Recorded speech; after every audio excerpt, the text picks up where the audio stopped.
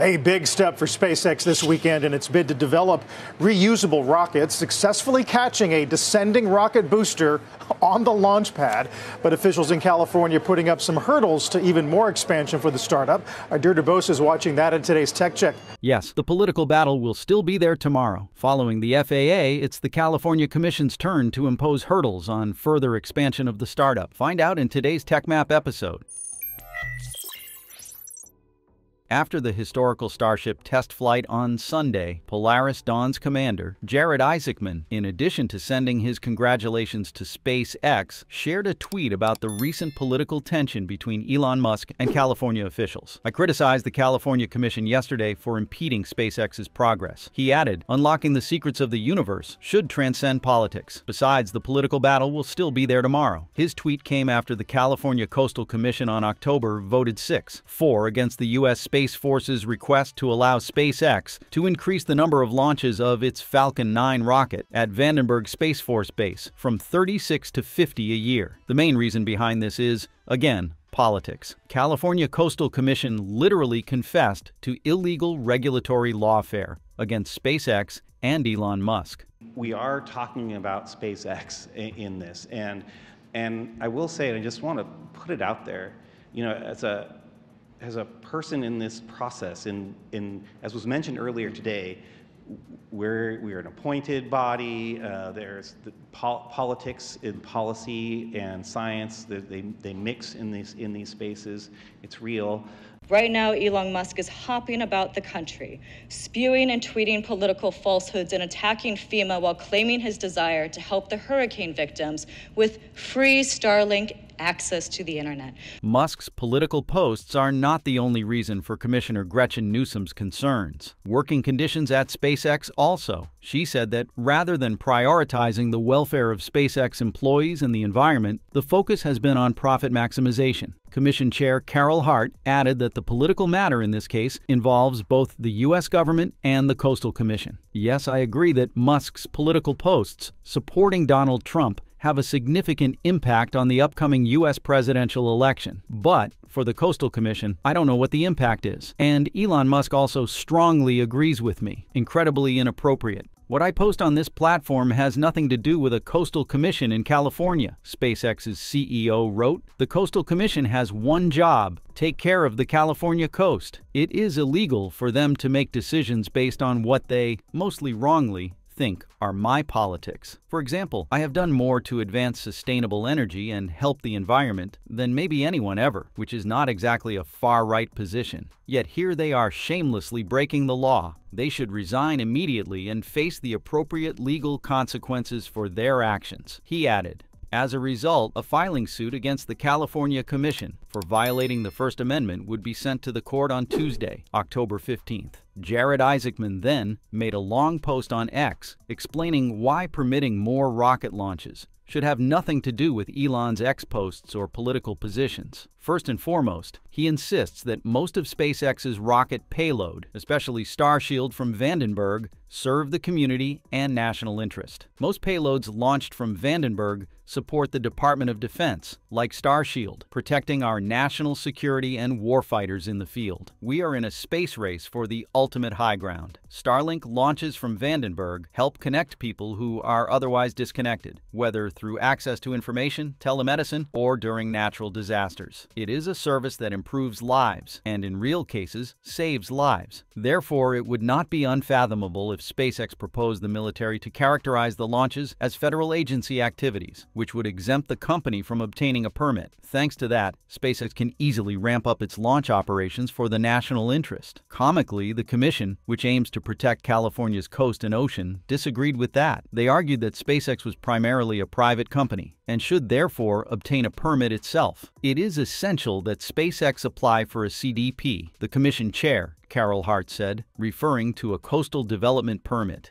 adding, "There is no other way forward in my opinion." Simultaneously, they also raised concerns about impacts on the local environment caused by the rocket's sonic booms. To them, the military's recent efforts to work with employees on environmental issues are commendable. The Super Heavy's sonic boom upon landing was also the FAA's concerns, contributing to Flight 5's delayed permit. SpaceX has contested the FAA's assertions, arguing that FAA consultation with U.S. Fish and Wildlife Services evaluated sonic booms and found they have no significant impacts to the environment. We haven't heard anything from the FAA since then, but we do know that the FAA had to agree to allow the launch to take place sooner. Anyway, it is clear that what SpaceX does is in service of humanity, not just the company or Elon Musk. Space is the last great frontier. We know so little about it, yet we could discover new sources of power, new materials, new life, or even new homes. It is a quest for answers to the big questions we've all pondered. This mission requires a generation of intelligent dreamers, and every rocket launch inspires a few more to contribute to the grand endeavor. It's worth noting that Musk's stake in SpaceX is only 40%. The California Commission had a big confusion, as the FAA did, between space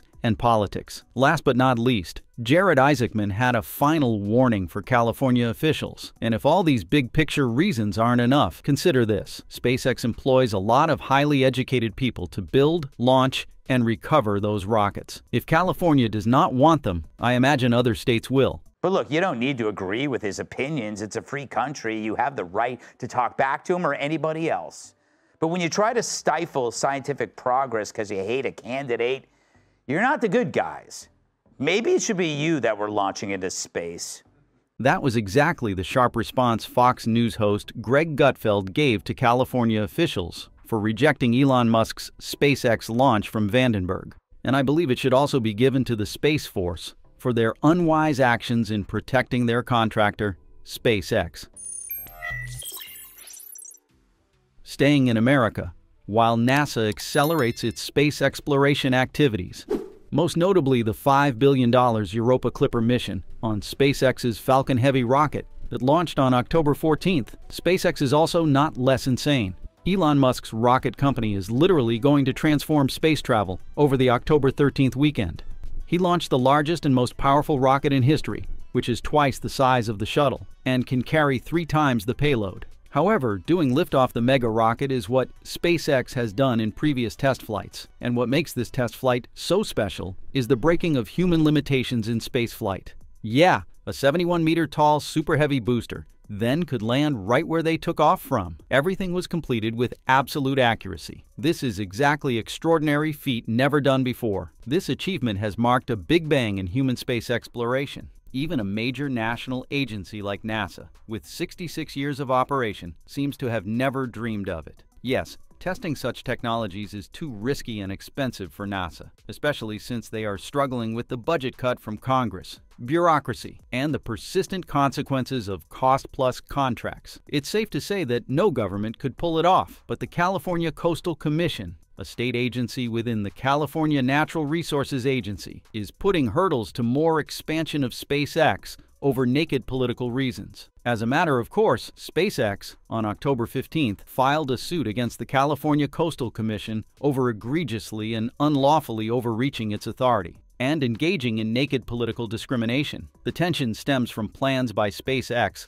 to launch 50 rockets per year from Vandenberg Space Force Base next year that have been nixed by the state's Coastal Commission. To carry out the plan smoothly, SpaceX is asking for an order that would declare the SpaceX Falcon 9 launch program federal agency activity.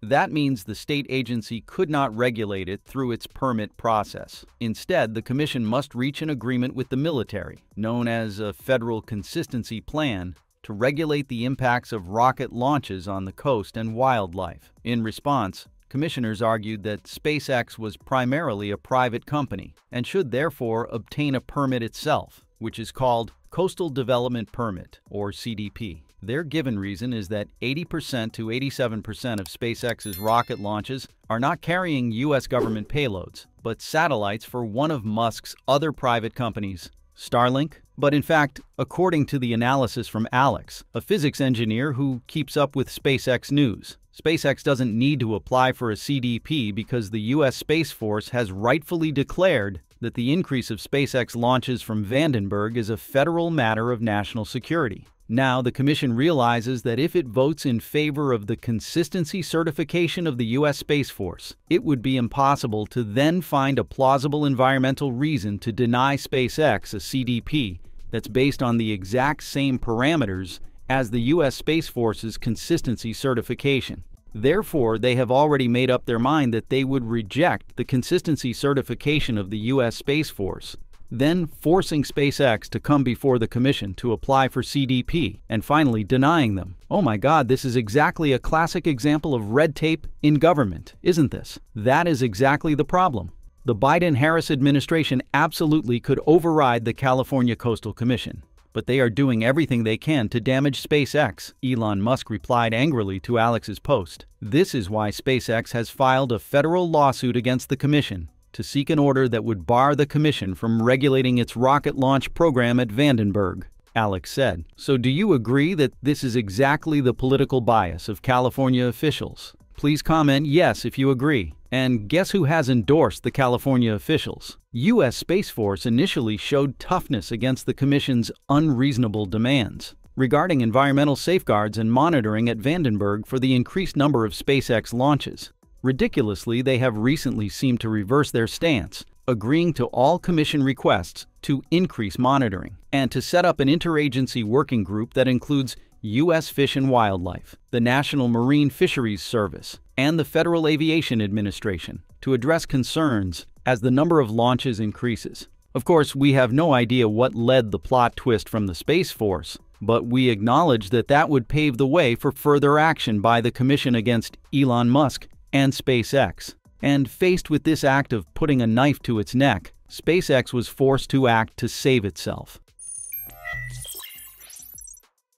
Obviously, this would also be a self-inflicted stab in the neck action of the Space Force. Bear in mind that SpaceX is exactly one of the most important contractors at Vandenberg Space Force, and even for the military programs in general. If SpaceX gets delayed, the national critical missions to get grounded. SpaceX's key role in this location is characterized by several significant military contracts, such as a $150 million contract to launch Space Development Agency satellites, or launches under the National Security Space Launch (NSSL) Phase 2 program.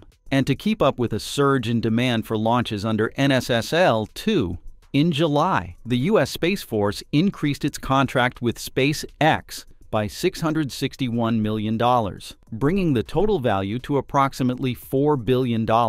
In the future, the Space Force will buy more Falcon Heavy launches from SpaceX. In the eyes of the military and the U.S. government's spy satellite agency, the Falcon Heavy, alongside ULA's Vulcan, is a replacement for the retired Delta IV Heavy rocket, which has conducted top-secret surveillance missions into religious orbit for more than 2 decades. For a long time, the masculine rocket has become the favorite choice for military missions. The Falcon Heavy is one of the most powerful operational rockets, capable of lifting large payloads into various orbits. This capability is crucial for military missions that often require deploying multiple satellites or large spacecraft simultaneously. For example, the USSF-67 mission successfully launched a military communications satellite, along with 5 smaller payloads, demonstrating its capacity to handle complex missions. With a base launch cost of just $90 million, Falcon Heavy can launch that cargo for just a fraction of the price United Launch Alliance charges for the service. Atlas V starts at $109 million, whereas the company's other type of rocket, the Delta IV Heavy, costs upwards of $350 million a launch, limiting its use to government customers. Even ULA's low-cost Vulcan Centaur has a price tag of around $100 or $200 million. The low cost stems from the reusability of first-stage boosters, which can return to Earth and be refurbished for future launches. This reusability not only reduces costs, but also increases the frequency of available launches, allowing for rapid deployment of military assets as needed. Last but not least, The Falcon Heavy incorporates advanced technology that can support various military applications, including experimental missions like those conducted by the X-37B spaceplane. These missions often involve testing new technologies and conducting research that contributes to national defense capabilities. In the satellite field, SpaceX also demonstrates its big contribution to security missions by providing and funding Starlink services to Ukraine largely on its own. It's where Starlink demonstrated it could operate in a combat zone and proved to be more resilient than the U.S. military would have expected from a commercial system. However, for Elon Musk, Starlink needs to be a civilian network, not a participant in combat. That's where a military version of its Starlink satellites called Starshield comes in. Starshield is also capitalizing on SpaceX's participation in the U.S. Space Force's Space Development Agency's Missile Tracking and Missile Detection constellation, where it partnered with Leidos to develop 4 classified infrared sensor satellites scheduled to launch before the end of the year. When mentioning the cooperation between SpaceX and the Pentagon, can't help but mention the intention of the U.S. Department of Defense to inquire about using Starship on its own, flying the massive rocket as a government-owned, government-operated asset on sensitive and potentially dangerous missions. Currently, the DoD contracts SpaceX as a launch services provider. In this new proposed arrangement, the Pentagon would actually take control of the vehicle on its own. This promises a future where the military's power will be enhanced multiple times once this gigantic vehicle comes to life, and they can explore all of its functions.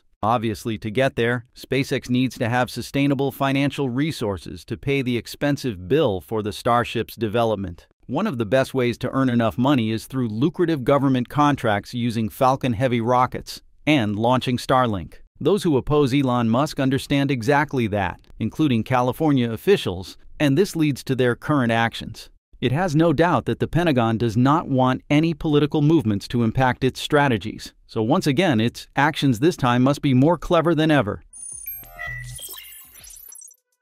Frankly, Elon Musk's recent lawsuit with the California Commission is just part of a series of tensions between the billionaire and the state. Among that, can't help but mention the famous divorce in July when the billionaire suddenly announced on X that SpaceX will now move its headquarters from Hawthorne, California to Starbase, Texas. He even intended to relocate X headquarters to Austin. These decisions are attributed to California's new law, which bans school transgender notification requirements. However, this is not the main driver for the move, the final straw instead. As he said, because of this law and the many others that preceded it, attacking both families and companies, signed into law by the California governor, Gavin Newsom, on July 15th, the bill will prohibit school policies that require parents to be alerted if their child wishes to change pronouns or identify as transgender. The legislation comes after several school districts in the state put such rules in place. The state will take away your kids in California, Musk added in a subsequent post on X. To be honest, Musk has plenty of business and political reasons to make these moves, and the latest political news is just used to further stir up the pot. Elon Musk's decision to close X's San Francisco office, previously known as Twitter, aligns with his ongoing criticisms of the city's environment and policies since acquiring the company in 2022. Musk has expressed frustration over safety issues in the area, notably mentioning his experiences with dodging gangs of violent drug addicts just to access the building. The upcoming presidential election seems to significantly affect his decision. Elon Musk has previously said he plans to commit around $45 million a month to a new super political action committee